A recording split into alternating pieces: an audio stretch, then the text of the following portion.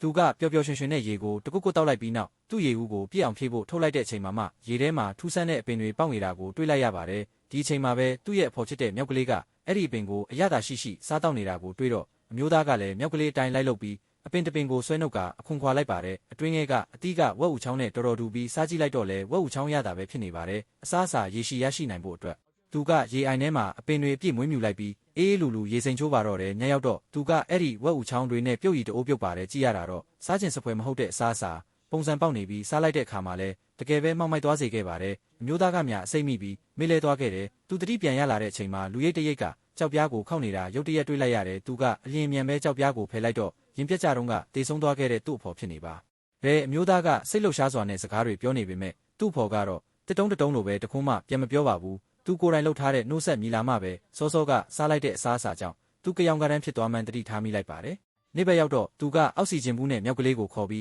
အင်္ဂါကြိုရင်ကျေးမှုရှိမရှိအပြင်ထွက်ရှာဖွေပါတယ်မတော်တဆလူသားတဦးရဲ့လက်ရိုးစုကိုတွေ့လိုက်ရပြီးလက်ကောက်ဝတ်မှာထူးဆန်းတဲ့လက်ကောက်တစ်ခုဝတ်ထားတာတွေ့ရတယ်အင်္ဂါကြိုပေါ်မှာလူသားရင်ကျေးမှုရှိနေတာလားညဘက်ရောက်တော့သူ့ရင်ပြန်ကထောက်လန်းရေးဆက်အတန်မီလာပြီးအဝေးတနေရာမှာပန်းကန်ပြပြန်တစ်ခုပေါ်လာတာတွေ့လိုက်ရပါတယ်သူကအကူအညီတောင်းဖို့ချက်ချင်းပဲပစ္စည်းကိရိယာတွေဝတ်ဆင်လိုက်ပေမဲ့မထင်မှတ်ပဲပန်းကန်ပြပြန်ကတွေ့ကြရကိုပြစ်ခတ်တိုက်ခိုက်လာတာကြောင့်မိတ်ဆွေမဟုတ်ပဲရန်သူမှန်းသိလိုက်ရပါတယ်သူလည်းချက်ချင်းပုံးလိုက်ရပြီးခေါင်းတောင်မပြူရဲတော့ပဲကင်မရာကိုတိတ်တဆိတ်ထုတ်ပြီးရိုက်ကူးနေလိုက်တယ်ဒီအချိန်မှာသူ့နောက်မှာခြေထောက်တစုံပေါ်လာပြီးအသားမိမိနဲ့အင်္ဂါကြိုတိုင်းရင်းသားတဦးဖြစ်နေပါတယ်ရင်ပြန်ရဲ့တိုက်ခိုက်မှုကတိုင်းရင်းသားကိုထိကာနီးဖြစ်သွားပါတယ်အမျိုးသားကကဲဖို့လှုပ်လိုက်တုံးမှာပဲတိုင်းရင်းသားရဲ့လက်ကောက်ကိုမြင်လိုက်ရပြီးအယိုးစုမှာတွေ့ခဲ့တဲ့လက်ကောက်နဲ့တပုံစံနဲ့ဖြစ်နေပါတယ်သူကတိုင်းရင်းသားကိုခေါ်ပြီးအမြန်ဆုံးထွက်ပြေးရပါတော့တယ်ကန်ဆိုးတာကဘာသာစကားမတူတော့ကြက်နဲ့ပဲစကားပြောနေတယ်လို့အချိန်ကြာကြီးပြောပြီးမှနောက်ဆုံးလက်လျော့ပြီးဗီဒီယိုမှတ်တမ်းကိုဖွင့်ပြလိုက်ရပါတယ်တကယ်တော့အင်္ဂါကြိုတိုင်းရင်းသားတွေဟာကျုပ်သားတွေရဲ့ကြပြူတာခံနေရပြီးတတူတူဖော်ခိုင်းခံနေရကလက်ကောက်တွေကသူတို့ကိုထိန်းချုပ်ထားတဲ့ကြတန်ချေချင်းတွေဖြစ်နေပါတယ်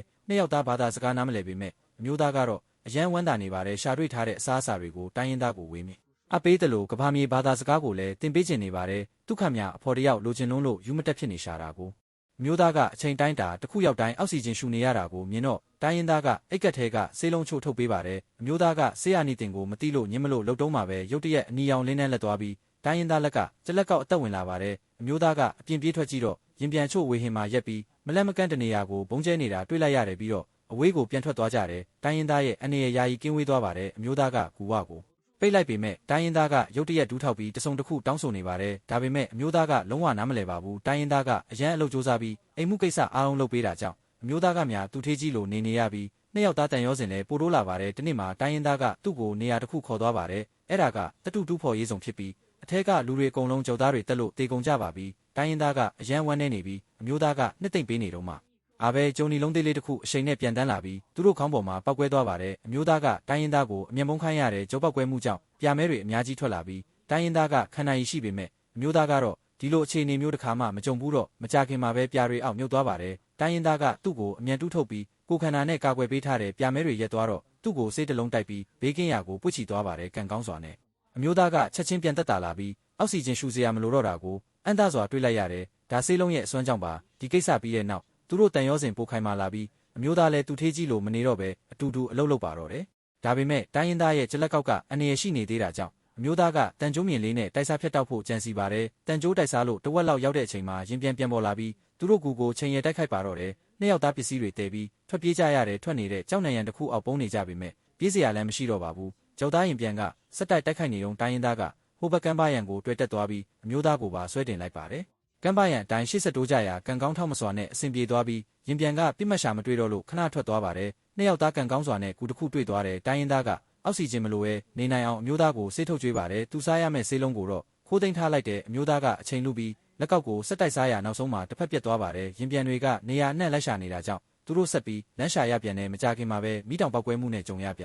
နေရာတိုင်းမှာပွက်ပွက်ဆူနေတဲ့မိတောင်ချော်ရည်တွေနဲ့ပြည်နေကသူတို့မှလည်းရေကုန်သွားပါပြီးရေရင်းမြေရှာဖို့မြေပြင်ပေါ်တက်ရပေမဲ့အကြာကြီးလျှောက်တာတောင်မတွေ့ပါဘူးအမျိုးသားအကုန်ခါနီးဖြစ်လာတော့တိုင်းရင်းသားကဆေးလုံးထပ်ထုတ်ကျွေးပြန်ပါတယ်သူ့ဆေးလုံးကိုတော့ထပ်သိမ်းထားပြန်နေဆေးမစားရတာကြပြီဖြစ်လို့တိုင်းရင်းသားရဲ့အခြေအနေတော်တော်ဆိုးလာပါတယ်အမျိုးသားကတခုခုမားနေတာတတိထားမိပြီးအိတ်ကိုစစ်ကြည့်လိုက်တော့မှတိုင်းရင်းသားကဆေးလုံးတွေအကုန်သူ့အတွက်ခြံထားပေးမှန်းသိလိုက်ရတယ်သူကဆေးလုံးကိုအမြန်ထုတ်ပြီးတိုင်းရင်းသားကိုတိုက်လိုက်ပါတယ်အဲ့ဒီနောက်မှာတော့ကန်ကောင်းချင်းတွေရောက်လာပါတော့တယ်ခြေလန်းနဲ့ငယ်လျှောက်လိုက်တာနဲ့ရေကန်တစ်ခုတည်းပြုတ်ကျပြီးရေရသွားကြပါတယ်ဒါပေမဲ့ချက်ချင်းဆိုသလိုအလွန်အေးတဲ့ရာသီဥတုနဲ့ကြုံရပြန်ပြီးနှင်းတွေနဲ့ကူလောက်ကနေရပါတယ်အမျိုးသားကအခွင့်ကောင်းယူပြီး နောက်ထပ်လက်ကောက်တစ်ခုကိုတိုက်စားဖျက်တောက်လိုက်တဲ့ဝမ်းသာလို့မဆုံးခင်မှာပဲမိတောင်ထပ်ပေါက်ပြီးနှင်းပြိုကျတာကြောင့်နှစ်ယောက်လုံးနှင်းပြီးသွားကြတယ်တိုင်းရင်းသားတတိယလာပြီးအမျိုးသားကိုအမြန်တူးဖော်လိုက်တော့ရေခဲရိုက်ပြီးတေးလူမျောပါဖြစ်နေတာတွေ့ရတယ်ဆေးလုံးတိုက်မလို့လှုပ်တုံးမှာပဲနှင်းတွေအကြီးပြောလာတာတွေ့လိုက်ရတယ်မိတောင်ပောက်ကွဲမှုကြောင့်အပူချိန်မြင့်တက်လာတာပါအမျိုးသားကရင်ပြန်ရှာဖွေတဲ့ဆက်ကိုထုတ်လိုက်ရမထင်မှတ်ပဲကဘာမြေကရင်ပြန်နဲ့အဆက်အသွယ်ရသွားပါတယ်ရင်ပြန်ကချက်ချင်းလာရောက်ကြိုဆိုပါတယ်အမျိုးသားအနေနဲ့တိုင်းရင်းသားကိုကဘာမြေစီအလဲခေါ်သွားနိုင်တော့မဲ့ပုံပါပဲ